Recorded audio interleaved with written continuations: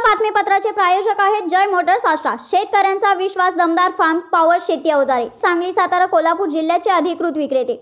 संपर्क 9595578036।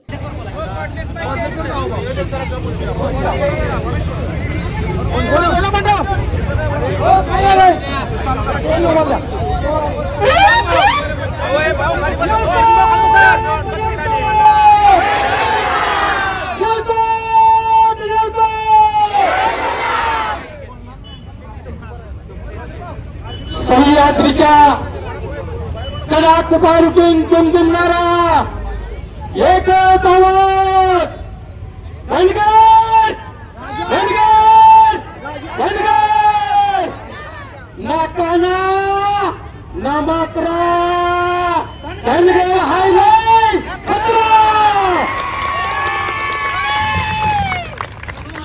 धनगर आमची साथ, जगणे आमचे ताट, आम्ही जिद्द सम्राट, कोणावर का आम्हाला हात, जाऊन येतील 1707, तलवार उचेल, सुस्ताट वाटेल रक्ताचे पाट, आम्ही जिद्द सम्राट। कारण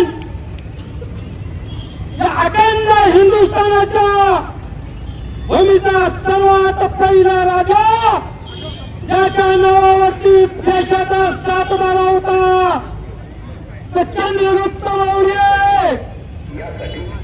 या हिंदुस्थानाच्या मातीचा सर्वात पराक्रमी सम्राट अशोक और शिवारातले त्यांचे कापाले तशा अख्खा शत्रू सैन्याने कापून टाकलं आणि मराठा स्वराज्याचा झेंडा अख्खा पार लावला त्या श्रीमंत सुरेंद्र मल्हाररावजी होळकर। या हिंदुस्थानाच्या मातेत इंग्रजांना आपल्या तलवारीनं पाणी पाजून नव्या ताणून पळवून ज्यांनी मारलं, कित्येकांना पराभूत केलं, पण एकही लढाई कधी हरला नाही तो अजिंक्य योद्धा यशवंतराव होळकर यांच्या नावात आहोत। आज त्यागालाही लाज वाटेल, इतका महान त्याग ज्यांनी केला, जिच्या त्यागानं, जिच्या शौर्यानं, जिच्या धैर्यानं, जिच्या पराक्रमानं या ठिकाणी आम्हा धनगरांच्या उंचावल्या माना की पुण्यश्लोक राजमाता, राष्ट्रमाता अहिल्यादेवी होळकर आणि ज्यांनी या देशाला केवळ संविधान दिलेलं आहे, तर तमाम बहुजन समाजाला निर्भयपणे जगण्याचं, लढण्याचं बळ दिलं। भारतरत्न, विश्वरत्न डॉक्टर बाबासाहेब आंबेडकर, बहुजन हितवादी छत्रपती शाहू महाराज, क्रांतीसूर्य महात्मा ज्योतिराव फुले या महापुरुषांना मी या ठिकाणी पहिल्यांदा वंदन करतो। आणि बंधूंनो, मी या ठिकाणी आज सांगू इच्छितो, या व्यासपीठावर सांगू इच्छितो की ज्या राजकीय पक्षाने आम्हा धनगर समाजाची फसवणूक केली, त्या सगळ्या राजकीय धामत्यांचा पक्षांचा मी धिक्कार करतो, धिक्कार।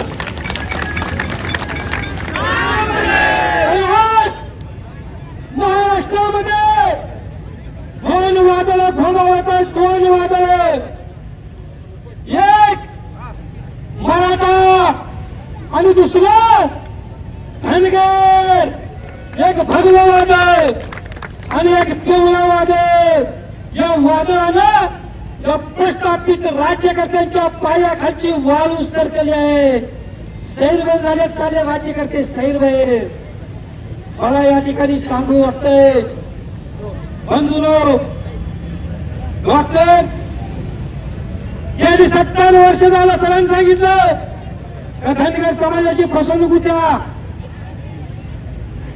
स्वातंत्र्याच्या 75 वर्षानंतर देखील धनगर समाज या ठिकाणी धनगर समाजाच्या स्वातंत्र्याची पाठ उगावलीच नाही.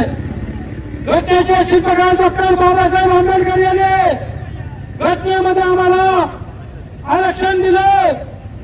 देशामध्ये 14 कोटी असणारा धनगर समाज, महाराष्ट्रामध्ये सुमारे 2 कोटी असणारा धनगर समाज आज आमच्या हक्काच्या असणाऱ्या आरक्षणापासून वंचित आहे. का घटनेने आम्हाला आरक्षण दिलं? ते घटनेनं दिलेलं आरक्षण आमचं आहे म्हणून आम्हाला दिले ना? आणि त्याच्या वादात काळाला आमचं गोंगडं भिजवत ठेवलंय. त्याच गोंगड्यातून तुमची तडकेने मशानं बाहेर काढायचं काम आम्ही करेन. आम्हाला याचा इतिहास समजून घेतला पाहिजे. चिमण भाऊ, संभाजी आबा, कारण हे 1967 पर्यंत आम्हाला धनगर आरक्षण काय आहे समजलंच नाही. 66 पर्यंत धनगर आरक्षण काय आम्हाला समजलंय. जेव्हा या धनगराला 66 मध्ये आरक्षण कळालं त्यावेळेला हे सत्ताधारी सांगतो तुम्हाला 1960 मध्ये चिमणभाऊ 1960 मध्ये ज्यावेळेला महाराष्ट्रातली पहिली विधानसभा झाली त्या विधानसभेमध्ये धनगर समाजाचा 11 आमदार होता. 11 माझा ऐकून घ्या. धनगरांना इतिहास कळू दे. 1960 साली ज्यावेळेला महाराष्ट्राची पहिली विधानसभा झाली त्यावेळेला या धनगरांचं 11 आमदार विधानसभेमध्ये होतं. 66 ला ज्यावेळेला राज्यकर्त्यांना कळाले त्यावेळेला त्यांनी कुटीला डाव टाकला. या धनगरांना कुठलंही आरक्षण नसताना जर 11 आमदार निवडून घेत असतील आणि एसटीचं जर आरक्षण दिलं तर महाराष्ट्राची सगळी सत्ता यांच्यावरती अवलंबून राहील हे त्या हरामखोरांना कळालं आणि त्याने कुटीला डाव टाकला. ज्या ज्या ठिकाणी बहुल धनगर समाज आहे त्या ठिकाणी आरक्षण टाकायचं बंद केलं. 60-70 हजार लोकसंख्या असणाऱ्या आपल्या जगामध्ये सुद्धा आरक्षण होतं. असणाऱ्या ठिकाणी आरक्षण टाकली आणि आमच्या धनगराच्या कार्यकर्त्यांना केवळ चटया उचलायची कामं दिली. धनगर नेतृत्व धनगर समाज संपवण्याचं कटकारस्थान या राज्यकर्त्यांनी केलं. त्यानंतर 1970 ला जागृती झाली आणि कन्नडा लागला. 66 साली पहिला केंद्राकडे शिफारस करण्यात आली आमचं आरक्षण द्या. 71 ला तत्कालीन मुख्यमंत्री वसंतराव नाईक आणि न्यायमंत्री बाबूराव बारस्कर यांनी केंद्राकडे शिफारस केली. दरम्यान आदिवासी बंजाराचं आंदोलन उठलं. 1976 ला तत्कालीन पंतप्रधान इंदिरा गांधीला धनगरांच्या आंदोलनाची दखल घ्यावी लागली आणि त्यांनी लोकसभेमध्ये हा विधेयक मंजूर पारित करण्याचा प्रयत्न केला. पण त्या काळच्या तत्कालीन राज्यकर्त्याने पुन्हा खोडा घातला आणि आदिवासी जमात आमच्या पुढे आणून ठेवली. त्यातून पुढे कागद झालेल्या मित्रांनो. त्यानंतर 80च्या दशकामध्ये बी.के. कोकरे असतील, स्वर्गीय शिवाजीराव शेंडगे असतील, अण्णासाहेब डांगे असतील या लोकांनी लढा उभा केला आणि 1990ला सर्वात मोठा मोर्चा काढला आणि त्या मोर्चाचं फलित म्हणजे एसटी. आम्ही म्हणतो तर एस म्हणजे सगळं, टी म्हणजे टाका, 3 म्हणजे एनटी नकल टाकतो म्हणून एनटी आम्ही घेतलं. काय तर म्हणतात म्हणून आम्ही ते नकल घेतलं. पण 15 ते 20 वर्षानं आमची अवस्था, आमच्या समाजाची अवस्था, आमच्या समाजाचं आर्थिक, सामाजिक, शैक्षणिक, नोकरीतलं प्रचंड मागासलं तसंच राहिलं आणि पुन्हा आमचा धनगर समाज एसटी आरक्षणासाठी जागा झाला. 1999 ला पंढरपूरमध्ये मेळावा झाला. 2009 साली अण्णासाहेब डांगे यांनी आष्टाच्या शरद पवारांना मेळावा घेतला. अटल बिहारी वाजपेयींनी बी आम्हाला आश्वासित केलं, शरद पवारांनी बी आम्हाला आश्वासित केलं. पण तुम्ही काय झालं नाही.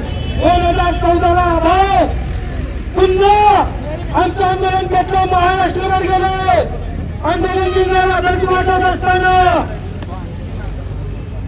बारामतीमध्ये आंदोलन झालं आणि तत्कालीन विरोधी पक्षनेते देवेंद्र फडणवीस कुठलंही आमंत्रण नसताना त्या ठिकाणी गेले आणि आरक्षणाची मागणी केली. त्यांनी सांगितलं धनगर एकच आहे. आणि मी पहिल्या बैठकीत तुम्हाला या ठिकाणी आरक्षण लागू करतो. पहिली काय दुसरी काय 100 झाले हो फडणवीस साहेब. तुम्ही केव्हा आरक्षण लागू करणार व्हायचा? अहो आता 2024 ला 30 संविधान चौक बसवले आणि 30 लोकांनी बसवले. बरोबर आता अहो संविधान कुणासाठी बसवताय? अहो माणसं अभ्यास 5 वर्षांसाठी करतात. तुम्ही नापास करण्यासाठी संविधान नेमकं बंडाभाऊ धन्यवाद. कशासाठी नेमकं केंद्र उपाध्याय मी सुमन भाऊंना शेवट करतो. वैभवधन विनंती करतो. या ठिकाणी तमाम